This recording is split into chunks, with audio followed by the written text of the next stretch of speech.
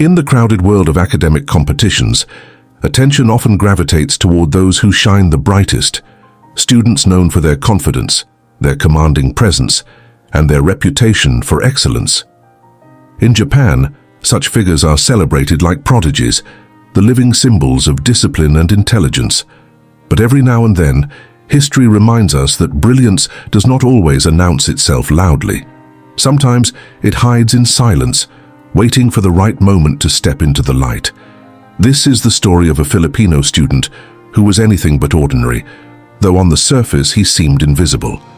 He was quiet, reserved, the kind of learner who sat at the back of the classroom and spoke only when absolutely necessary. To his peers, he was simply another face in the crowd. To his teachers, he was polite and diligent, though never the type to seek recognition. And to the world, he was unknown. But hidden beneath that quiet demeanor was a mind sharpened by persistence and shaped by the uniquely Filipino ability to adapt, to observe, and to endure. He had no illusions of grandeur, no expectation of becoming a star.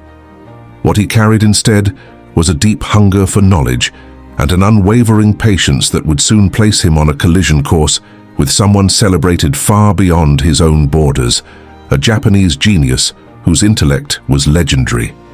No one could have predicted that this silent Filipino would one day stand across from Japan's brightest mind. No one believed the underdog would ever be remembered.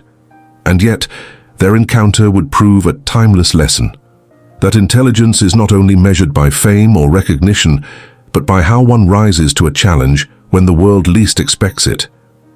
But how did this unlikely duel even begin? To understand that, we must look back to the very origins of their meeting, one shaped by culture, opportunity, and the unspoken rivalry between two nations, the quiet Filipino student and the Japanese prodigy who seemed destined for recognition. Their encounter did not happen by chance. It was the product of culture, upbringing, and opportunity, unfolding in two very different worlds that would one day collide. In Japan, education has long been treated as a sacred duty. From the earliest years, students are immersed in a culture of discipline, precision, and relentless practice. Competition is fierce, and excellence is not simply encouraged, it is expected. Those who rise above their peers earn the title of tensai, a genius, a word spoken with reverence. It was within this environment that the Japanese student flourished, nurtured by a system designed to polish brilliance until it gleamed. Meanwhile, in the Philippines, the story of education has always been one of struggle and resilience. For many families, sending a child to school is an act of sacrifice. Yet within those modest classrooms, sometimes lacking books, sometimes with broken chairs, there exists a different kind of genius, one born not out of privilege but out of necessity. The Filipino student in our story grew up in such an environment. He was no stranger to hand-me-down textbooks, long walks to school, and nights where electricity was scarce. But these hardships did not dim his hunger. They sharpened it. For him, every lesson was more than just knowledge. It was a step forward, a chance to rise above circumstances. His silence in class was not weakness. It was focus. Where others sought applause, he sought understanding. Where others measured success in medals, he measured it in mastery. The stage for their meeting was set not by destiny alone, but by the silent power of contrast. A Japanese prodigy, polished by a culture of excellence, and a Filipino underdog, hardened by resilience. Two paths, worlds apart, were quietly drawing closer until a single opportunity brought them face to face. And that moment, when the quiet Filipino finally stood across from Japan's brightest, would become the heart of this story. The room was heavy with anticipation, as though everyone already knew how the story would end. Teachers whispered among themselves, parents adjusted in their seats, and fellow students craned their necks for a better view. The Japanese prodigy was the clear favorite, the champion everyone expected to shine. The Filipino, silent and unassuming, was almost invisible in comparison, another participant in the shadow of greatness. The first questions came quickly, testing speed and clarity. As expected, the Japanese genius answered with practiced confidence. His replies were swift, his posture commanding, and the crowd responded with approving nods. Meanwhile, the Filipino student approached each question with patience. He paused, thought carefully, and only then spoke his answer. At first, it seemed he was too slow, too cautious, but what went unnoticed in those early rounds was that he never missed. As the competition progressed, the rhythm of the duel began to change. The Japanese prodigy, though brilliant, showed flashes of overconfidence. A careless slip here, a rushed mistake there, and each time the Filipino student closed the gap. His silence became a kind of weapon, unnerving in its steadiness. He did not falter. He did not break under the weight of expectation. He simply observed, calculated, and delivered with certainty. Whispers spread through the crowd.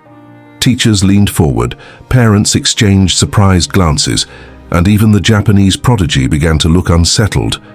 What was supposed to be a display of dominance was turning into something else entirely, a battle of endurance, of focus, of inner strength. By the final rounds, the atmosphere had shifted completely.